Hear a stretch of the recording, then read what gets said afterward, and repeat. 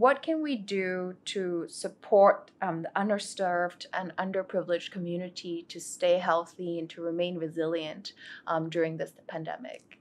Yes, I think that's actually a very important question, because if nothing else, because I used to work for the World Health Organization, it's very clear to me that the pandemic has disproportionately affected, the underprivileged, the undeserved, and the marginalized segments of the population around the world, even in the rich countries. Yeah. So the way in which we should think about overcoming that gap is to really, going back to what I said before, a grassroots, bottoms-up approach. Really need to listen to the voices of these groups of people, listen to what their needs are, listen to what their aspirations are for the future.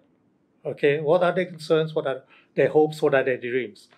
Okay, and then to make sure, not just to listen, but to make sure that their concerns end up informing the policies of the government, okay? So that when the policies are actually developed and implemented, it will benefit them, not just to have healthier lives because of the pandemic, but to thrive, as you said, beyond the pandemic.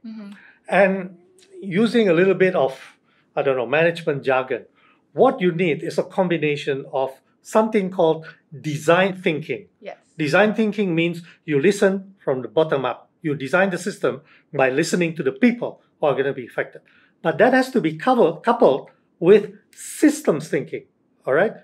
By that alone, it won't work. Systems thinking is a more top-down approach used by government. You need the entire system to be sensitive to the design thinking input. So strategically, practically, you need both to work together, okay? My last comment on this is that whatever you do, whether design thinking, systems thinking, it has to be based on 5 important values that we've already alluded to: equity, empathy, compassion, social justice, and human rights.